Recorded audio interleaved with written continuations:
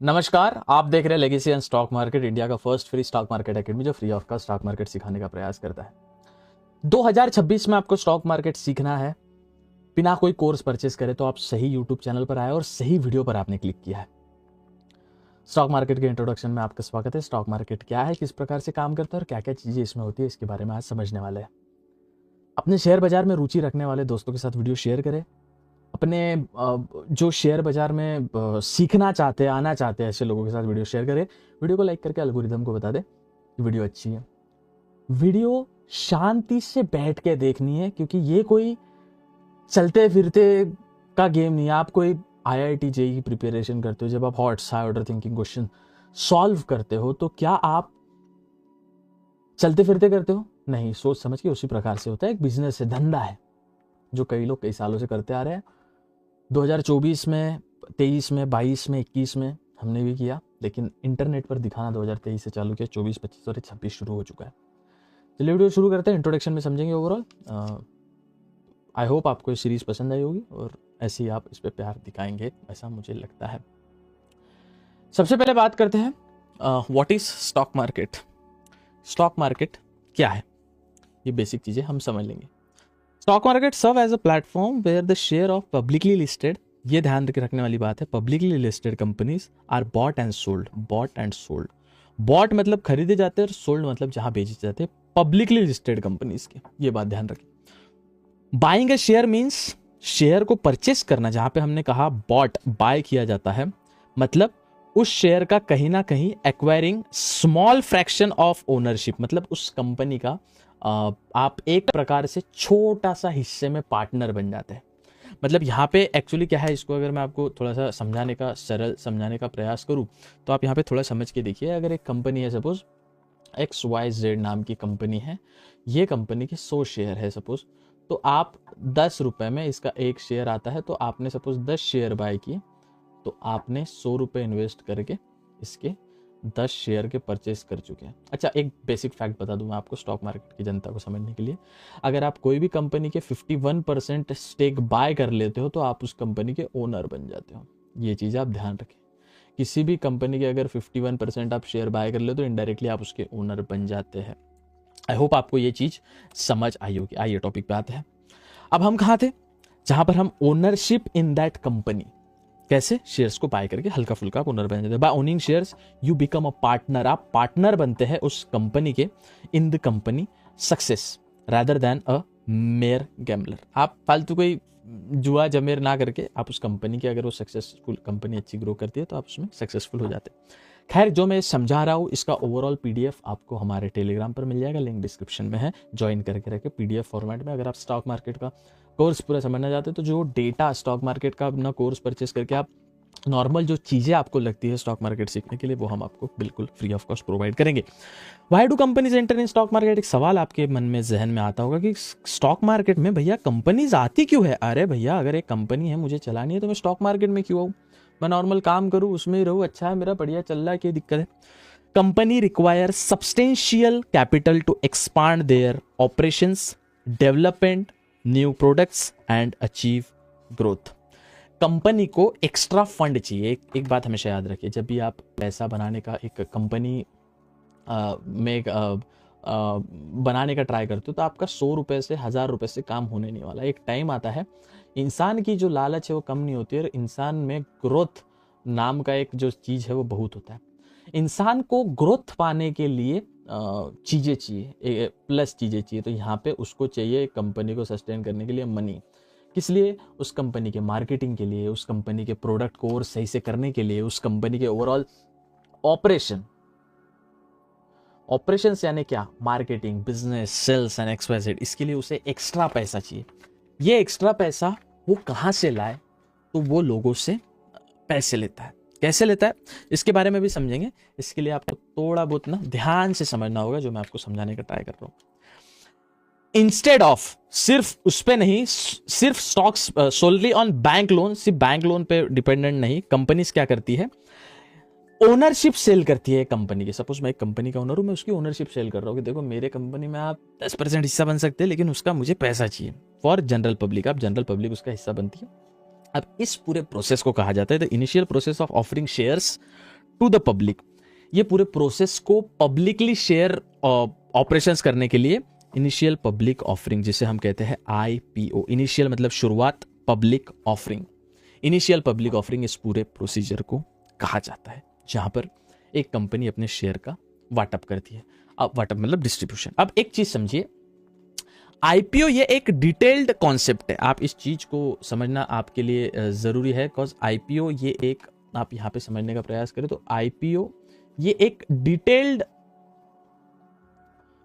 चीज है जो हम फ्यूचर में सीखने वाले। फ्यूचर इन द सेंस जब हमारा ये आईपीओ का सीन आएगा, जैसे कि मैं देख सकता हूँ कुछ 20, 21, 22 जैन को ये चीजें आ जाएगी आपके सामने, ये आईपीओ क्या होता है और किस प्रकार से आईपीओ में होता है एसएमई आईपीओ और एक होता है एमएमई आईपीओ। ये दो प्रकार के आईपीओ होते हैं, दोनों का अलग अलग मीनिंग होता है, हम इस पे भी ओवरऑल समझने वाले हैं। खैर ये एक पूरा कोर्स है, एक सीरीज है, तो अब इतना आसान नहीं रहने वाला। देखा जाए तो ये कुछ ऐसे तुरंत कर लिया भैया, ऐसा नहीं होता भैया, पूरा एक सिस्टम है इसका, वो फॉलो करके आप धीरे धीरे जुड़े रहिए, आपको सब समझ आ जाएगा। What does investor gain? What do investor जो हम कंपनी में इन्वेस्ट करते हैं उनको क्या मिलता है? इन्वेस्टर हु परचेस, जो कंपनी के शेयर्स को खरीदता है, उसके कुछ प्राइमरी बेनिफिट्स है।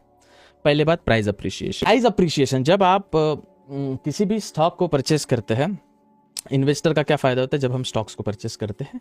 If the company perform well, अगर उस कंपनी का ओवरऑल परफॉर्मेंस तगड़ा होता है तो वो ग्रो करती है।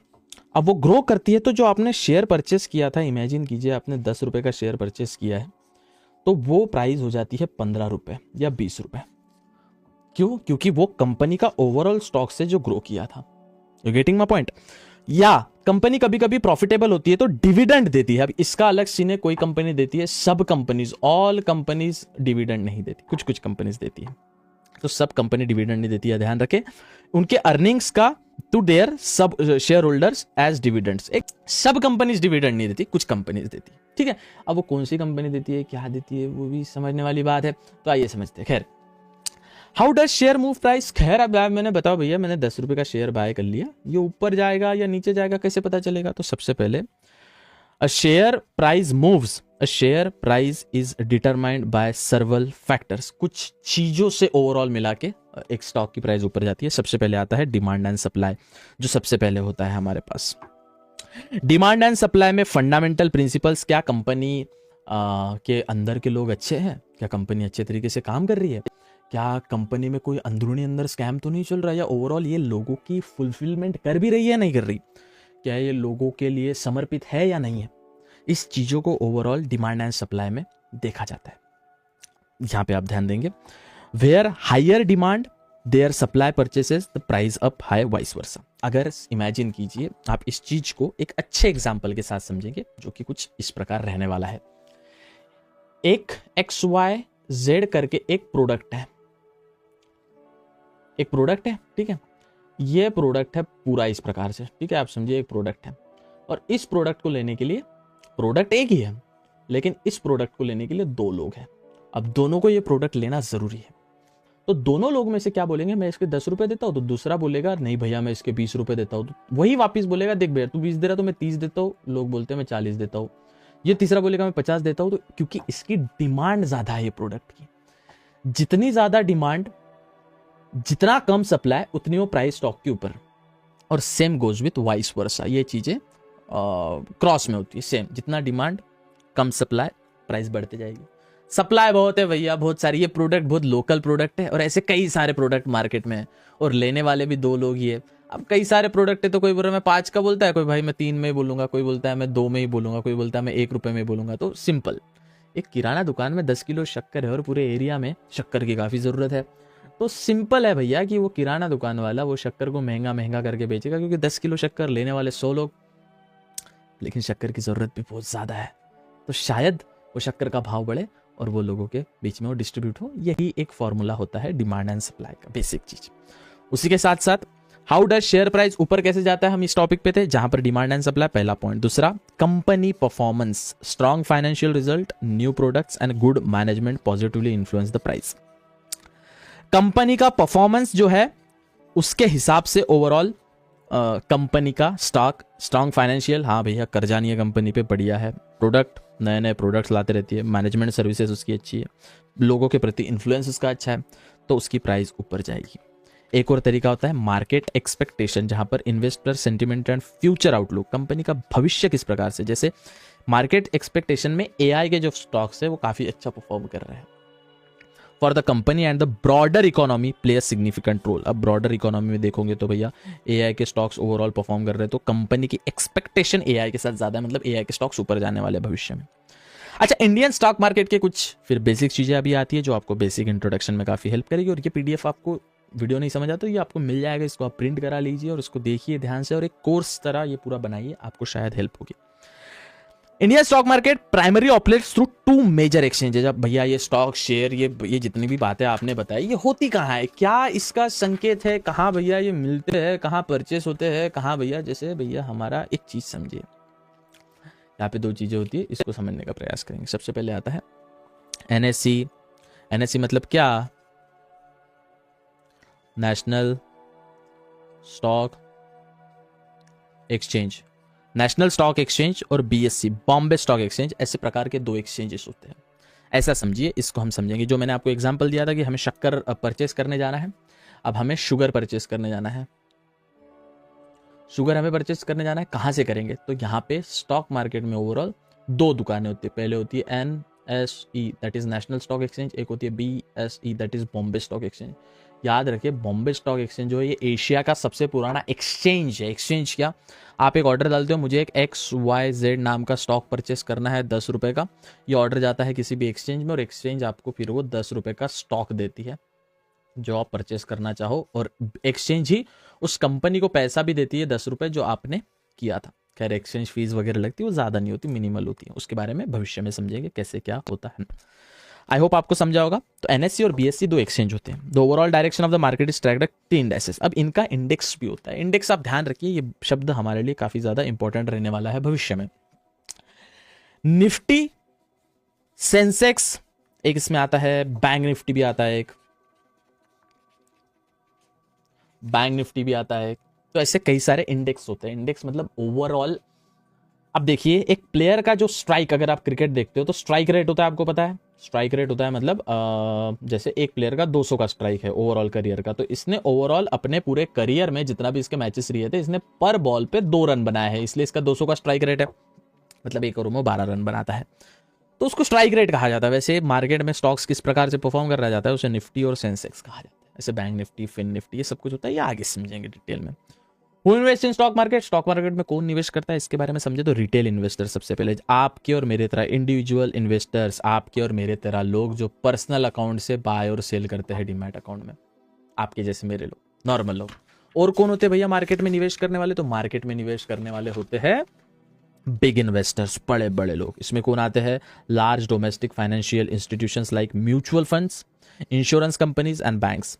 इसमें 2 चीज़ें होती है, एक होती है DII डोमेस्टिक इंस्टीट्यूशनल इन्वेस्टर, और एक होती है फॉरेन इन्वेस्टर जिन्हें हम FII या FPI भी कहते हैं, फॉरेन पोर्टफोलियो इन्वेस्टर या फॉरेन इंस्टीट्यूशनल इन्वेस्टर, जो विदेश के लोग होते हैं बड़े बड़े जो इंडियन स्टॉक मार्केट में निवेश करते हैं। उसी के साथ साथ क्या स्टॉक मार्केट रिस्की है, एक बात याद रखिए, ये एक स्टडी है, स्टडी इसका अभ्यास करना होता है। जब तक आप इसका अभ्यास नहीं करते हैं तो all investment carry some degree of risk and the stock market is no expectation. Is it risky without knowledge, ये पूरा नॉलेज के बिना ये रिस्की है, लेकिन सेफर लर्निंग से और डिसिप्लिन से किया जाता है तो ये अच्छे से आपको पैसा भी बना के देता है। अब इसको ओवरऑल हम सीखेंगे धीरे धीरे। हमारे अगला लेक्चर है वाई कंपनीज इशू शेयर्स, उसके बाद NSE BSE और Nifty Sensex, bank Nifty, fin Nifty, mid cap Nifty, small cap Nifty क्या है इसके बारे में समझेंगे। उसके साथ साथ मार्केट टाइमिंग और हॉलीडेज क्या होता है उसके बारे में समझेंगे। इस प्रकार से हम ओवरऑल अपना पूरा स्टॉक मार्केट का कोर्स करने वाले हैं फ्री ऑफ कॉस्ट। आप भी अगर कोई फ्री ऑफ कॉस्ट सीखना चाहता है तो हमारा यूट्यूब चैनल उसके साथ शेयर कर सकते हो। दैट्स इट, मिलते हैं अगले वीडियो में, तब तक के लिए bye bye, take care and have fun.